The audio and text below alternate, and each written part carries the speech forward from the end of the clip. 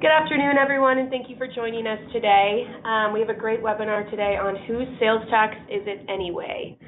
Your presenters today will be TaxConnex partners Brian Greer and Jeff Meigs. Just a few housekeeping items before we get started. All your lines are on mute and will remain on mute throughout the webinar. As a reminder, this webinar is not eligible for CPE credit. A recording of the webinar will be emailed out tomorrow, but you can find the slides in the handouts portion of the GoToWebinar panel. If you have any questions, as always, please submit them within the questions box on the GoToWebinar panel, and we'll answer those as we go along. We'll do our best to get to all the questions, but if there's anything that should be answered in private or we can't get to them all, we'll respond to those afterwards via email. Thanks again for joining us, and with that, I'll pass it over to Brian. All right. Thank you, Kate. Appreciate the introduction as always. Excited to be here with the audience, and not necessarily excited to be here with you, Jeff, but we see each other every day all the time anyway, but glad that you're here as well. Hopefully we've got some good content here for you today. If you've not attended one of our webinars in the past, Jeff and I, we've worked together for a long time, probably about 20 years roughly. Closer to 25 now. About 25 years. And that's kind of my career in sales tax, has been 25 years, and Jeff was doing a little bit before I was. So he's got a good bit of experience that hopefully he can share with us today. But let's get right to the agenda and kind of talk about the topic here today in terms of whose sales tax is it anyway. I kind of think about this in terms of, sales tax or the complementary use tax is really meant to be a tax imposed on the end user consumer. Now, who is responsible for the tax? There's a lot of different factors that come into play there, or if tax is even charged. So we're going to dive into a lot of those different topics in terms of nexus, taxability, exemptions. At the end of the day, it could be the seller that's responsible for the collection of the sales tax, or it could fall to the buyer if the vendor fails to collect or doesn't have an obligation to collect that sales tax. So we'll talk through all of those scenarios, and then one of the last topics we'll talk about are drop shipments. Kind of brings a lot of these topics together into one concept that can be a little bit confusing, but hopefully we'll add some clarity there for you. I suspect a lot of the audience is involved in various drop shipment transactions, so that's usually a good topic, and we get a lot of good questions in that area. So without further ado, Jeff, I'll turn it over to you, and we'll go ahead and get started here. Thanks, Brian. Thanks, Kate. And Brian really does enjoy seeing me and working with me daily, so don't let him fool you. It's the highlight of his life. As we get started here, just to kind of maybe start at a real basic level, sales tax, use tax, kind of what is it? Why does it exist? The way to sort of look at it is the states that do have a sales or use tax, and there's 45 states plus DC that have a state level sales or use tax. The way their legislation or their statutes are designed is the sale at retail of tangible personal property, or the purchase, use, or consumption of tangible personal property within the state is deemed subject to sales or use tax. Now, beyond that, we all know that there's a number of services that are also taxable. So a lot of times the way the statutes will read is the sale at retail of tangible personal property and enumerated services. And so there are variables and variances amongst the states as to whether or not a service fits into a taxable category or what we call an excluded category. So there's going to be some terms in this regard that we're going to talk about today, just to kind of give you some comfort in what you're hearing and what it really means when you hear it. And hopefully it helps to kind of bring together some of the taxability and verbiage in a way that's beneficial and helpful. So sales tax versus use tax. Sales tax generally is the responsibility of a vendor and is applicable typically to a transaction that occurs in intrastate commerce. So think of going to Walmart, your local Walmart, and buying anything in the store that's taxable, and when you check out, there is a sales tax applied to that transaction. Other terms used by different states that are equivalent to sales tax would be things like the privilege tax, which Arizona has a transaction privilege tax, for example. The excise tax, Hawaii calls it an excise tax. New Mexico refers to it as a gross receipts tax. In each of those scenarios, for the most part, practically speaking, you can picture that sort of applicability to the retail sale of tangible personal property and enumerated services. And so sales tax, again, is more of a point of sale or an intrastate transaction where the state's governing laws are packaged around the transaction in total. Use tax is what we like to refer to as complementary to sales tax. And the reason use tax even exists, and I probably won't be eloquent in the way I describe this, but the reason it exists is because of the Commerce Clause, the Federal Commerce Clause, which regulates or at least limits the regulation that individual states can have on interstate commerce. Said another way, states are not in a position to impose a sales tax on a transaction that is crossing state lines. At that point, it turns into a use tax. Now, a use tax and a sales tax really look a whole lot alike. In fact, you'll sometimes just hear the phrase sales and use tax applies. They're usually joined at the hip in regards to how we think about them. But they are a different tax type. And the reason that's important to understand is, again, back to the title of this presentation, whose tax is it anyway? When we go from sales tax for the most part is going to be deemed the responsibility of the retailer. Now, different states have different policies in this regard, but a lot of the states will place that burden of the sales tax on the retailer.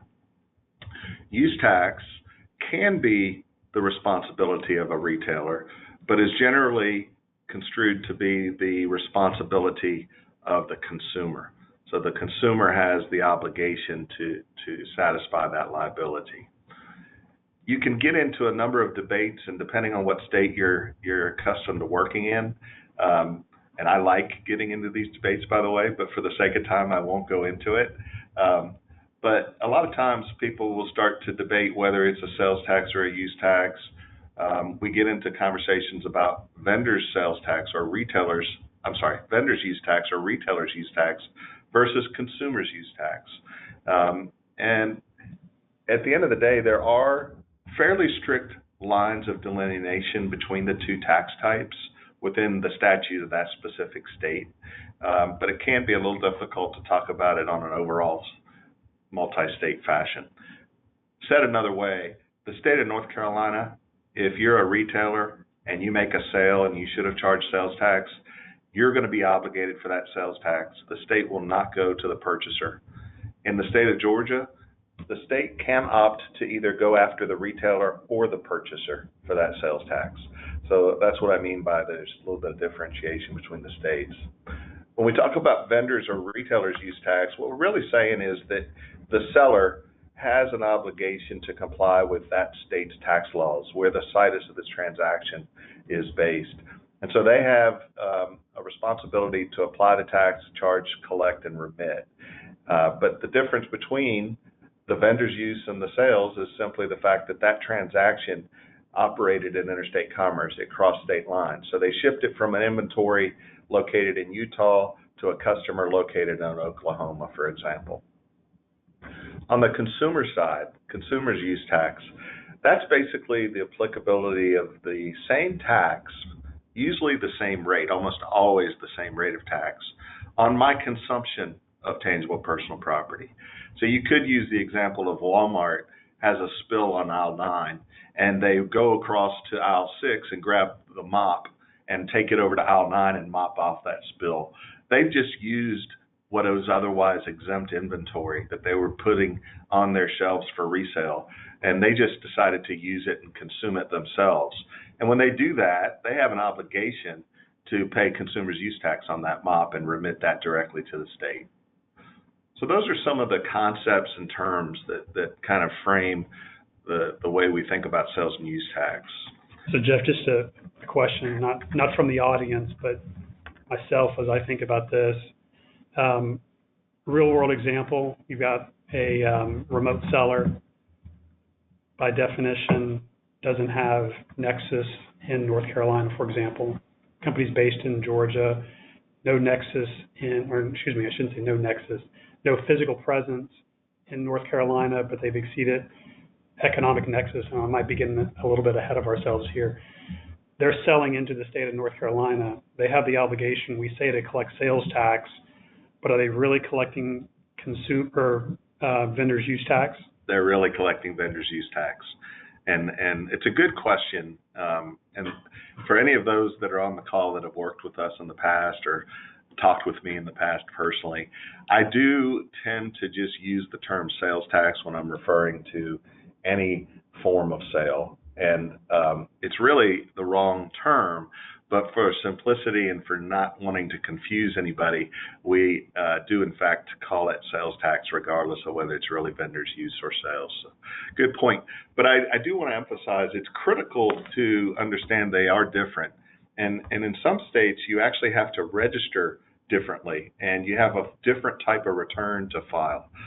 So in a state like, I believe Missouri is this way, there's a retailer's use tax return, and there's a retailer's sales tax return.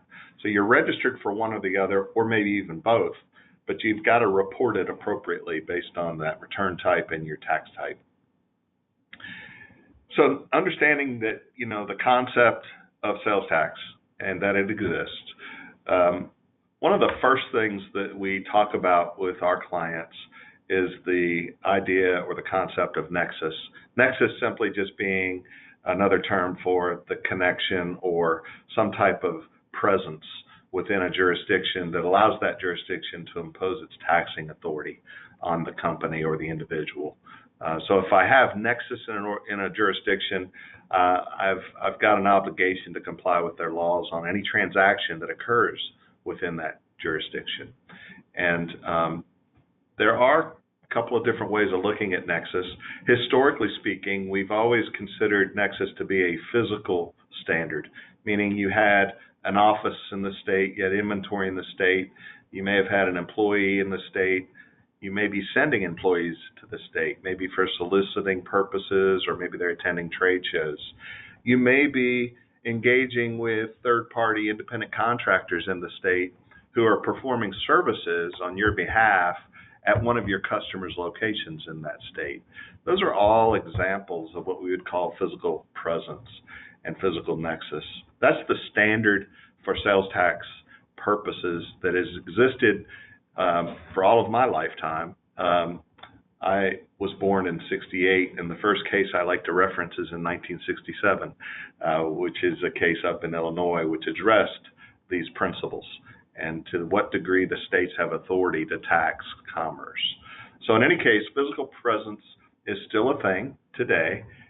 If you have a physical presence in a state, it likely means you've got nexus and an obligation to comply with at least their sales and use tax laws, if not maybe other tax laws. Now, there are circumstances even within that physical presence test where states will apply a de minimis rule. They may say that if you've only entered the state 2 days to attend a trade show during the course of a calendar year, that really doesn't rise to the level of what we would consider nexus. So there are some circumstantial materiality factors that can be applied. But really, the thing that is most interesting to most of our audience, I think, today, and most of our clients today, is that along the way commerce was transacted changed. When you used to walk into the Sears and Roebuck or buy something on the shelf, or maybe you even bought through the catalog, there was just a standard operating procedure. And one of the things that happened, in the late 90s, early 2000s, or mid 2000s, we started to see more e-commerce starting to evolve. And obviously, it's almost everybody's world today that we shop in an e-commerce platform or atmosphere. And there was a lot of noise around this coming from those brick and mortar taxpayers located in those states that said, hey, we're a little bit treated unfairly because we have a physical presence here, and those remote sellers don't have a physical presence, and so they don't have to comply with the tax laws of this jurisdiction, which means any of our customers that otherwise would have walked in the store and bought off our shelves and paid sales tax and given us revenue are now going online, buying from any number of retailers throughout the country, and they're having it shipped to them directly and without a tax incident. And in reality, in most of these states and in most of those scenarios, those individual consumers really did have a consumer's use tax responsibility. They actually fell into that role of that Walmart example I gave earlier with the mop. They've acquired something, they're using it or putting it into use in the state for the first time, and as such, they had a consumer's use tax responsibility. In Georgia, where we reside, there's actually a line item on your income tax return to report consumer's use tax. So that's kind of a real thing, but as you can imagine, it's very rarely deployed as a mechanism to recover tax that wasn't charged. It's a very inefficient and ineffective way for the government to manage, similar to W-2 employees not getting taxes withheld from their income. It's the same kind of concept. So states were rumbling about it, vendors were rumbling about it. There was some sort of attempts to try to enforce another way to say that a company had nexus. We saw things like Colorado, which instituted a rule that said if you sell more than $10,000 into our state, we're going to require you to do two things. At the end of the year, you have to give us a list of all the people you sold to. And number two, on all of your invoices, you have to put a statement that says that consumer is liable for the sales or use tax. And if you don't follow those rules, you can opt to register and comply prospectively. And as you might imagine, nobody wants to give customer lists to the state government. And so a lot of companies felt compelled to go ahead and register. But there were constitutional challenges to that law, and there was a lot of other things that were happening in other states, other strategies around how do we bring this remote seller activity into our tax base. Ultimately, we arrived now 7 years ago almost. We arrived at a new policy or a new sort of playing field, and that's economic nexus. Now, I say it's a new sort of field. Obviously, it's been around for a number of years now, and it did not replace physical nexus. It just became another factor, another calculation in terms of whether or not you have nexus. So in 2018, we saw South Dakota, actually in 2016 is when they instituted the legislation, but in 2018, this was challenged by Wayfair. It went to the U.S. Supreme Court, and U.S. Supreme Court heard arguments and ruled in June of 2018 that the economic nexus standard that South Dakota had legislated was not a constitutional prohibited activity or law. What South Dakota set out to do in their legislation is to say that anyone that sells into our state in excess of $100,000 of product or services during a 12-month period, or they have 200 transactions within our state during a 12-month period, they now have reached the threshold of nexus and have an obligation to comply with our sales and use tax laws. That was kind of the standard that was reviewed by the U.S. Supreme Court. As you might imagine, the Supreme Court ruling in favor of South Dakota opened the door and opened the floodgates for all the states, some of which had already written their legislation, most of the time in alignment with South Dakota's legislation, and started releasing or publishing or passing their own legislation according to an economic nexus standard. And today, we sit here several years later, all of the states, including D.C., that have a sales tax have some type of economic nexus rule. They're not all created equal. The majority of those states did adopt the $100,000 rule. A number of them adopted the 200 transaction rule. Interestingly, those that did adopt the 200 transaction rule, some of them have since decided to repeal that aspect of the rule to make it a pure economic or revenue-based model. The states can differ in terms of whether it's gross receipts or retail sales. The states can differ as to whether or not you include those sales that are being processed through Amazon versus your own website. So there's just a number of different nuances. California is a $500,000 threshold. Texas is similar. But again, every state has a little bit of a difference. We've got some of that information published on our own website if you care to go and look at some of that or need to look at some of that. The last thing I'll say about Nexus is, as it relates to some of the states that we deem them to have what we call home rule jurisdictions. These are cities within the state that have their own sales tax departments, own registration and administration requirements. Colorado has about 73 of those. Denver, Colorado, for example, is its own taxing authority. Chicago, Illinois, it's the only city in Chicago, but it's a big one, that they have their own taxes, not only sales tax, but other tax types. Alabama and Louisiana, similar.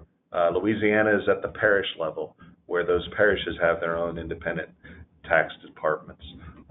What those states did and what those local jurisdictions did was they came together and said, hey, we've got to kind of balance this and protect ourselves.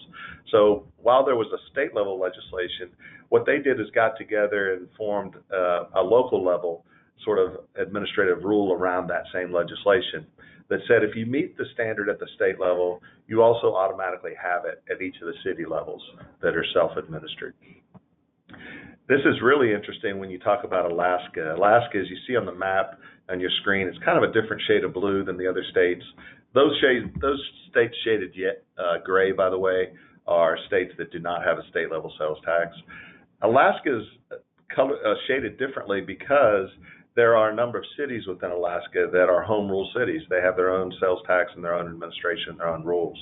So in those scenarios, those cities formed that sort of coalition, and they have that sort of policy in place. If you have $100,000 in sales into the state of Alaska in general, you have Nexus in each of those cities.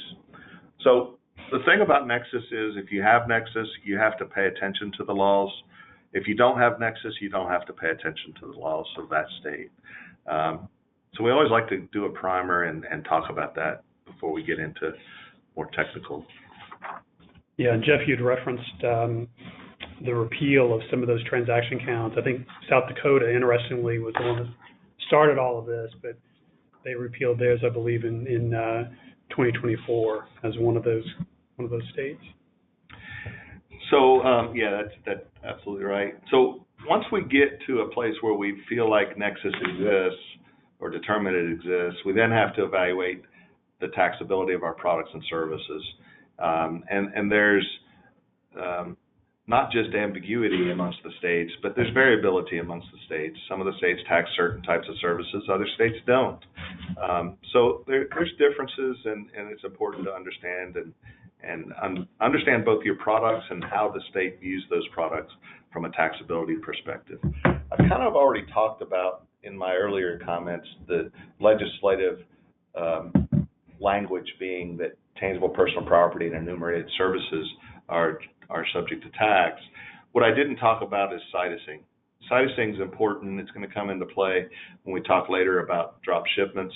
But what we mean by situsing is simply where does the transaction deemed to have taken place for sales and use tax purposes.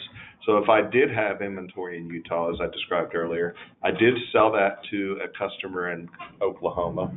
Obviously, there's two states involved. Both of those states would love to have that sales tax revenue. So they're going to both vie for that amount that they think is attributable to them. And the way the rules work, and this is consistent across all the states, is that if the transaction is deemed to have transferred, or if title to the property is deemed to have transferred within the state of Utah, Utah's sales tax will apply. And Oklahoma will respect that decision. They'll respect that law. There's reciprocity between the states in this regard. What does that look like? Well, it looks like maybe I drove my truck up from Oklahoma and picked it up at the dock. That would be an example of a Utah-based origin transaction. Or maybe the shipping is designed where risk of loss is taken by me as the customer in Oklahoma at the point in time I take it from the dock, or my common carrier takes it from the dock, so that I now essentially have ownership and possession through an agent at that point in time. Those are sitused in Utah for sales tax purposes. Now, the alternative to that is where those transactions are going to get sitused to Oklahoma. And the more common example for most of us that shop online is that the seller is going to organize transportation, usually through a common carrier, and they're going to have terms that are FOB destination, meaning the title is not going to be deemed to have transferred until received at my address as the customer. The seller in those examples, or under those circumstances, has the risk of loss in transit. So essentially they own the property while it's moving across state lines, and ultimately when it lands in Oklahoma, Oklahoma sales or use tax in this case would be due on that transaction. So that's what situsing is when we talk about tangible personal property. When we talk about services, situsing is generally defined as where does benefit of use occur? A lot of what we do as a company here at TaxConnex is services. All of what we do is services. We service companies throughout the country and internationally. So where's the situs of our service? Well, you could argue that it all happens here in Atlanta, or most of it happens here in Atlanta, so it should be a Georgia-based situsing. But the reality is the benefit of that service is received in another state by the customer. And so the situsing for any sales tax on a service is generally going to be the customer's address, or where that customer receives the benefit of that service. So Jeff, you said earlier that you like to debate stuff, and I'm going to throw something out here that is completely unscripted, just to see where it takes us. So, do I have to watch my language in this one? Yeah, you do. So let's pretend that, and I'm going to go back to a remote seller. I'm an e-commerce vendor, and I'm here in Georgia, and I've got all my inventory here in Georgia. So what's to prevent me from setting up my business where anybody that buys from me, I just put a disclaimer on my website that says you're taking possession of the product in Georgia and you're hiring us to make arrangements to ship it on your behalf. And now these are all Georgia transactions, and I don't have to worry about sales tax anywhere other than Georgia. Can I do that? You can do that. We have, it's interesting you asked this, and I know Brian doesn't know this, but the last couple of days I've been in conversations with a client about that very thing, about that concept and about that. Now, I'm not, two things I'm not. One, I'm not intimately familiar with how transportation documentation looks across the board. Obviously, I've had a lot of experience looking at transportation documentation from time to time, but there are aspects to that that dictate who has risk of loss in transit. And it really does come back to that and all the efforts that we've put forth. Now, there are all kinds of weird transactions that companies have devised or structured associated with delivery of products and services, primarily products. So I'm not going to say that I'm right 100% of the time, but yes, I would say that that is an option. And when you say that, just saying it does not create it. In other words, when we talk about whose tax is it anyway, you can't just verbalize that someone else has the tax responsibility by saying it. And as a consumer, you can't verbalize to a buyer, or a seller rather, that you're going to have that responsibility and they don't need to charge you tax. So we would look at that language, but then we would say, okay, what's the underlying evidence and substance that supports it? And that would be where we'd look at the way the product was shipped and how those documents and contracts look. So that, again, when the truck crashes into the pylon at the going under the overpass and it all burns up, who's insured, who's lost, and all of that comes into play. That's the way I would articulate it. It's a good question. Yeah, it's kind of an interesting idea in terms of being able to structure a transaction that way and kind of avoid the whole thing. It's an interesting idea, except your customers now have an obligation to have the risk of loss. Sure. And they have Maybe you can organize the shipping to keep them from having a headache. But yeah, that's the FOB origin, essentially, is what that turns into. When we, another area of terminology that gets sort of misused, and I misuse it, I do it intentionally, is exclusions versus exemptions. So we said earlier, I like to call all things sold by a vendor that are taxable a sales tax transaction, which is not correct. I also will refer to an exclusion as an exemption. I'll almost use exemption exclusively when I'm talking to our clients. The reason I do that, it's intentional, just to keep the confusion and complexity to a minimum. But let's talk about it because it is important. As we said earlier, the statutes generally will dictate that sales at retail of tangible personal property and enumerated services, enumerated or listed services, are subject to sales or use tax. If the item is not tangible personal property and the item is not enumerated in the statutes as being taxable as a service, then it's excluded from tax. And so we find things like the services TaxConnex provides, accounting firms, law firms, medical doctors, architects. Those services are not enumerated as taxable in most statutes across the country of states that impose a sales tax. And so those are actually excluded from tax. Why does it matter? Well, the reason it matters is if it's an exclusion and it's absent from the statutes, I don't have to tax it as a vendor. And as a customer, I don't need to validate that it's an exemption. I don't need to prove to the seller that I'm going to use it in an exempt fashion. So there's no documentation that supports an exclusion. It's simply we call it statutory excluded. There are also, mindfully, statutory exemptions, I will admit. That even gets things in a little bit more complex. But exclusions aren't stated in the statute. So when I say they're statutorily excluded, I just mean they're absent from the statutes. Exemptions, as I just described, require some degree of proof. And the more common exemptions we're all familiar with would be resale exemptions. Again, back to the Walmart example. Everything Walmart's got on their shelves is for resale. So they bought all of that tangible personal property exempt from tax. They issued resale exemption certificates to validate that that was how they were using it. There are a number of other exemptions. The more common are manufacturing exemptions. Nonprofit organizations can be exempt depending on the state. Government agencies, state and local government, are commonly exempt, but it's not true in every state. And then the federal government is statutorily exempt. They don't have to issue an exemption certificate, but the federal government can't be taxed. An interesting anecdote, or I don't know if anecdote's the right adjective for this, New Mexico. I described earlier, New Mexico has what we call a gross receipts tax. That we call that a sales tax. We try not to get too detailed with the terms, but because theirs is a gross receipts tax, the person selling to the federal government in New Mexico is actually still liable for that gross receipts tax because it's actually a tax on their gross receipts from that sale. It's not an excise tax imposed on the federal government. So it's an interesting sort of play on the way the statutes work there, and certainly can catch people by surprise. So Jeff, I've been holding the question, and I think it's very timely here.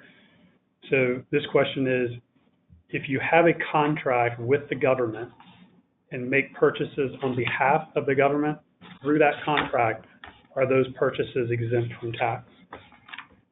That's a good question, and I'll say the short answer is yes.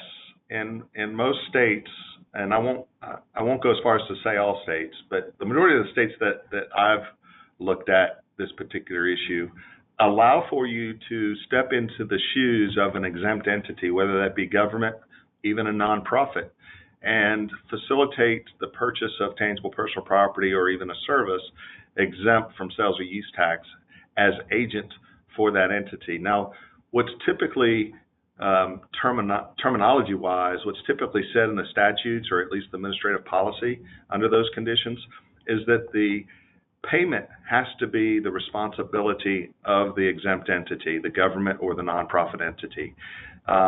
Sometimes they'll go as far as to say it has to come from funds within their control, like from their checking account.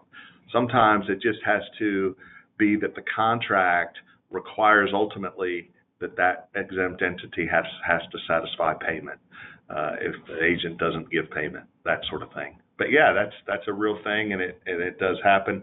And then, we're going to talk here a little bit, this next slide, about exemption certificates. How do we achieve these exemptions? And I'll just kind of keep on that same line of thought with the agency. Usually what you have is an agency agreement or a contract between the entity and the buyer or the agent. And then they're going to present that agency documentation along with the exemption certificate for that nonprofit, or maybe the exemption certificate for that state or local government. So the agency agreement combined with some additional documentation is what achieves that ability to purchase exempt from tax. In the scenario like a resale exemption certificate, one of the questions we get from time to time is, hey, can you give us a list or give us the documents that reflect all of the possible resale exemption certificates that I might see or accept? And my answer to that is no, I can't. And the reason I can't is because some of the states allow you to use a custom form. Some of the states will allow you to put your representation of resale exempt status on your own letterhead, so long as it has the necessary elements to support a valid exemption. And this slide here kind of lays out the primary elements that we see from state to state.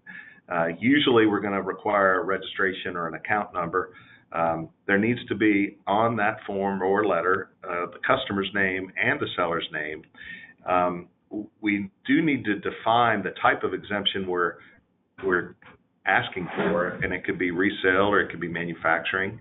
And then almost always we're looking for a customer signature and date. I use all these caveats throughout my presentations about usually and generally and almost always. There are exceptions to every rule, and as I said, some of these states have custom options for customers to issue exemption certificates. Ultimately, what these exemption certificates become is an affidavit that represents a statement of fact. And because of that, a lot of the times these statements, and particularly the state-issued forms, they'll say under you're subject to perjury and subject to penalties and charges if you are dishonest in the presentation of your exemption certificates. I'll give you just a couple of other examples of nuances or different scenarios. Florida, their resale certificate is a form that every registered taxpayer goes onto the website and prints. It is valid for 1 calendar year, and you go to that website, actually print the form down, and email it or send it to your vendors. There's no signature on the form. It's just a pre-printed form that the state publishes, and you have to renew it. You have to get your renewal form and resend it to your vendors at the beginning of each calendar year. There's some others that are a little bit more difficult. Sometimes there's states like, I think Washington requires that you actually apply for the ability to issue a resale certificate. So merely registering in a state for sales tax purposes typically meets the requirement, and you can facilitate what I just described here in this slide, an exemption. In Washington, you're probably not going to be able to do that. You've got to actually formally apply for status as a reseller or an exempt entity before you're going to be given authority, and you'll be given a form that has applicability. A lot of times when those forms are issued, they have, similar to Florida, they have an expiration. Most of those are usually 5 years, but I say most of them. There's not a lot of states that do it that way, but just know that that exists as a concept out there. New Mexico is really funky. I won't go into any detail. Just know getting an exemption certificate in New Mexico is kind of a two-party effort. Both the seller and buyer have to kind of engage in it. We've got a couple more questions on topic here before we get to the drop shipment. So what level of responsibility does the seller have to validate a certificate, including whether it's the proper use that's being associated with that certificate. Like if someone says they're going to resell it, do you take it at face value, or what do you do? Yeah, that question comes up a lot, and there's certainly scenarios and examples that I could use that put the onus on the seller, but generally speaking, when you consider the millions of exemption certificates that are probably exchanged in the U.S. every year, 90+% of them, if they meet those criteria that we talked about on this slide, or they meet the other criteria that I described for like Florida, the onus is typically shifted to the buyer in terms of the responsibility and the validity of that exemption certificate. Most of the states will say that vendors should use reasonable diligence, prudent care in the acceptance of an exemption certificate. So there are definitely scenarios where a silly scenario exists, and it's clear, the auditor believes it's very clear that you're selling to a taxable entity, you're selling a taxable product, and there's clearly no way that entity is exempt, but yet you took an exemption from them. That was unreasonable, and the state could hold you liable under those conditions. Now, what is an example of that? The only one I'm going to share with you is, let's say I'm in the business of selling building products. So I sell hammers, nails, wood, all of those things that we kind of associate with building. And at the same time, I also sell paper towels and things of that nature. I could have a customer who's a wholesale distributor, meaning they have a special truck that can get to places that makes them a valuable retailer of wood, but they don't have a retail store. So they like to just have these accounts with different retailers in the area where they can go and buy pallets of wood, put them on their truck, and deliver them to these hard-to-reach places. And then they resell them and they mark up their product accordingly to the difficulty of that shipment. Well, let's say they're also buying paper towels, and it's probably unlikely that company is buying those paper towels for resale, particularly if they're only buying one roll or two rolls. They're probably buying them for another purpose.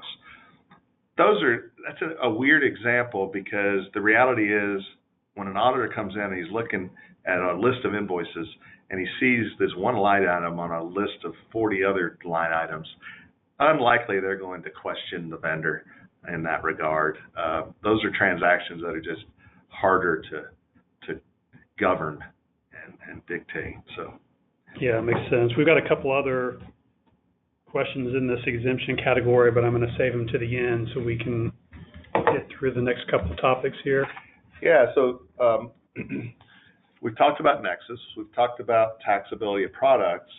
So let's talk about a transaction, in this case, a drop shipment transaction. A drop shipment transaction involves typically three parties.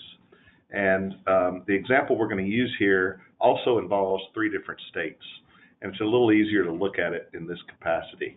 But what we have is a manufacturer or a distributor. In this particular case, they're located in Arkansas. We have a retailer located in South Carolina who has their own website, and they're making sales of tangible personal property. And they don't keep an inventory. They don't manufacture their own goods. They're just a very good marketing company, and they have the ability to influence people to buy products from them that they then sub out the purchase or inventory of to other distributors and other manufacturers. And lo and behold, an Illinois customer comes to the website and says, hey, I've got an interest in your product. I want to purchase it. And I click the buttons on the website, make the purchase, submit my credit card information. So the retailer now has made a retail sale into the state of Illinois. For purposes of this discussion, the South Carolina retailer does not have nexus for sales tax purposes in Illinois. They haven't met the economic standard yet. They don't have any physical presence outside of South Carolina. So they have no intentions of applying sales tax to this transaction. They're then going to put this order in to the distributor or manufacturer and say, hey, I got an order, need you to ship it to Illinois. What turns out in this case, the distributor in Arkansas actually does have nexus in Illinois, and is registered for sales tax purposes. So when the South Carolina retailer instructs that distributor to ship that product, the way the Arkansas distributor views it as, I'm making a retail sale into the state of Illinois. I have nexus, it's taxable, it's tangible personal property. I'm charging tax unless I have evidence to the contrary. As I described, the South Carolina retailer doesn't have nexus in Illinois, isn't registered in Illinois, therefore does not have the ability to issue a resale exemption certificate. So they're going to get taxed on that transaction. Now, they can't opt to do anything other than register in the state of Illinois in order to get that transaction exempted, or have the distributor ship it to them in South Carolina, and then they're going to incur additional shipping charges to get it to the customer in Illinois, which is going to offset that tax implication probably anyway.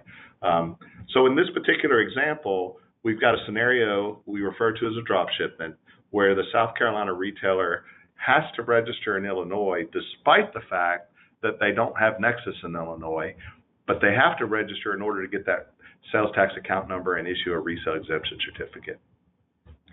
So sometimes the drop shipment structure and scenarios can get a little confusing. Sometimes the defining of who's taxable and who's not can get a little confusing.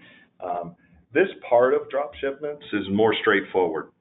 The next slide we're going to look at is a little more complicated. And the next slide, we're going to have a similar transaction, except that instead of Illinois, the customer is going to be based in Utah. So everything else is the same. The Utah customer went to the retailer's website, retailer placed the order with distributor shipped it to Utah. And again, the Arkansas distributor in this case has nexus and is registered for sales tax purposes in Utah and intends to charge tax on that invoice. Well, as states are prone to do, and as the world of sales tax is structured, there's an exception here. The state of Utah will actually allow that South Carolina retailer to issue their home state exemption certificate or issue a Utah exemption certificate to that Arkansas distributor with their South Carolina registration number on it, and just make note on that certificate that they do not have nexus in Utah. And in that capacity, and with that level of documentation, the Arkansas distributor can accept that as a valid exemption certificate and not charge tax on this transaction and drop ship it to the customer in Utah. It's a strange rule for most people, and it varies by state as to whether or not these options exist. In Illinois, that option doesn't exist. In Utah, that option exists. It varies between state and state. The Institute of Professionals in Taxation is an organization that both income tax, property tax, and sales tax people are members throughout the country. And as an organization, they go about doing things to help the industry. And one of the things they do, I think biannually, they will do what we call a drop shipment survey and try to articulate in a publication whether or not a state accepts a certain type of exemption certificate or not under drop shipment scenario. I believe it's an online downloadable publication today, but if you're in a position where you're doing a lot of drop shipping, whether you're the distributor or the retailer, it would probably be a good idea to be at least familiar with those rules. At the end of the day, the distributor has the ability to deny the the exemption certificate. So a lot of times we find that distributors aren't in the know, knowledgeable about this way of accepting exemption certificates. Sometimes the retailer can educate the distributor adequately and the distributor will agree. Sometimes the distributor says, I'm not playing that game, that sounds fishy, and I have been audited before and I'm not going to get stuck again. They have authority to decline the acceptance of the exemption certificate. So that's drop shipments. It can sometimes, like I said, get a little complicated, but just know that there's some special rules that might apply in certain states. And this has become significantly a larger issue over the last 6.5 years post-Wayfair, because I think a lot of times those distributors may only be in a state or two, wherever they have their main inventory, and they're shipping into all of these other states. And now these distributors have gotten caught with economic nexus, and now the requirement to collect the sales tax. And we get these retailers all the time calling us and saying, hey, I've been working with this distributor for the last 10 years or 15 years, and they've never charged me sales tax, and now they're starting to charge me sales tax. What's going on there? And it's because of this whole Wayfair deal, and the distributor, maybe they got audited or something happened where they figured out that we got to start charging the sales tax now. But yeah, it's an interesting deal there.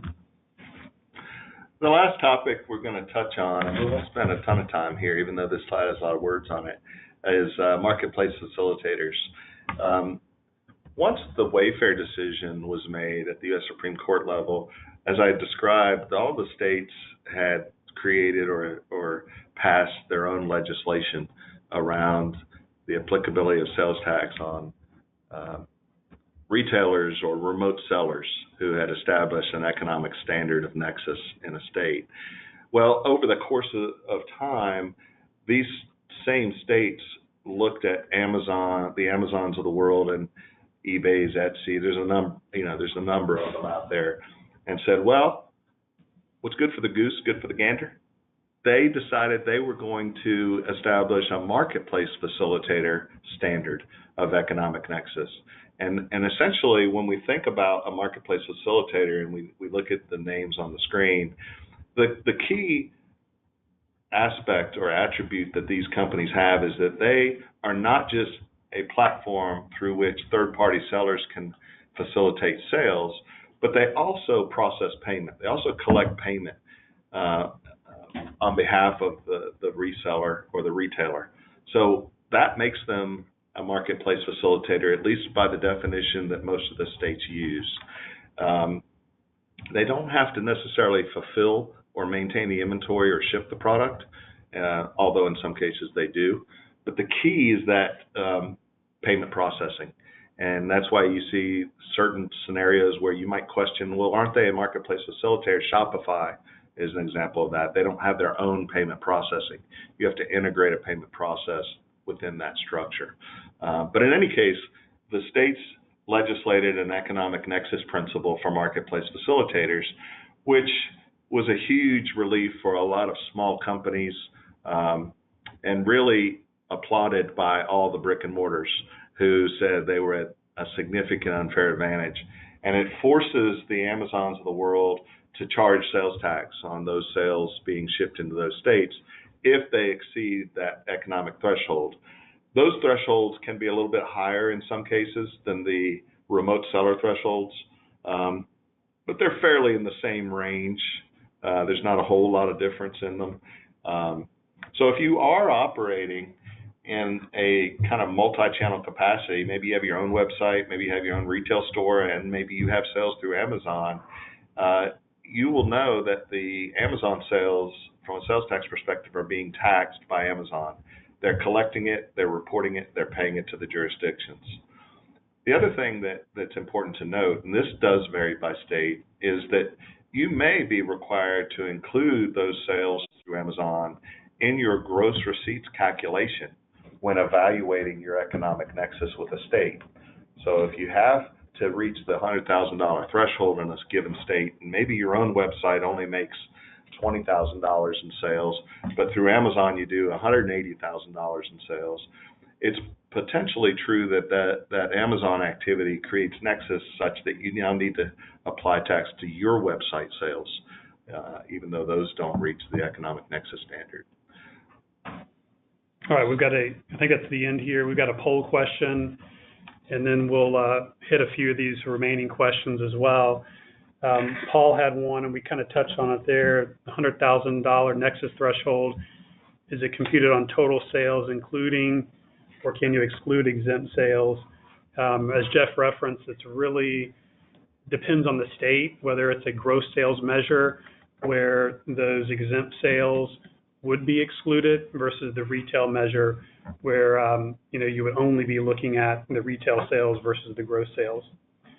Let's see, we've got one from John. Are manufacturers exempt by statute, or do they require an exemption certificate even if the product purchased is a raw material to be used in the manufacturing process? Yeah, they need to extend an exemption certificate. And when you get into manufacturing, you can have, usually the same certificate is used for the purchase of manufacturing equipment, which a lot of states are going to exempt, as well as raw materials that are incorporated into the final product. Sometimes they can be a little bit different certificates, or maybe there's multiple check boxes to check on one particular form that encompasses both equipment and raw materials. But short answer is yes, you need to extend an exemption certificate. Very good. Another question on Nexus. From an economic Nexus perspective, you have it 1 year, you don't have those same thresholds, you haven't met the thresholds the following year, what do you do? Yeah, from an economic Nexus perspective, once you enter into a period where you don't have those requirements, or you haven't met the threshold, you can close your account.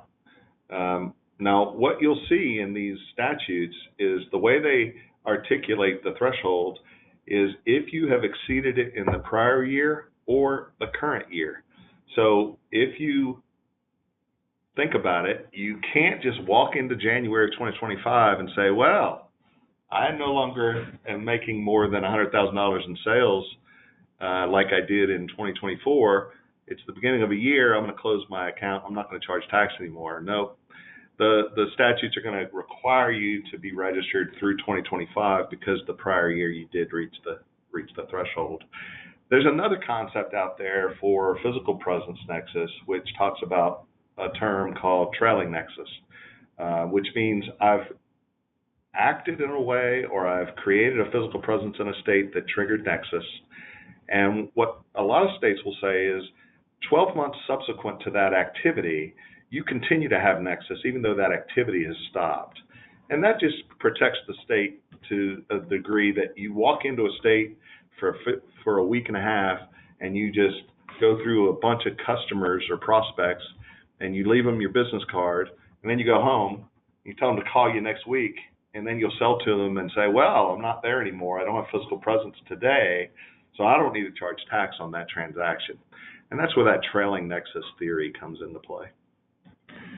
So it looks like we've got a couple of remaining questions that are a little bit more robust and complicated that specifically, Brandy, you've got a couple in here that I'm going to table those, and feel free to, I think we've got our contact information up here that you can reach out to us. We'd be happy to answer those and just speak to you one-on-one with those. So I'm going to go ahead and kind of wrap everything up here.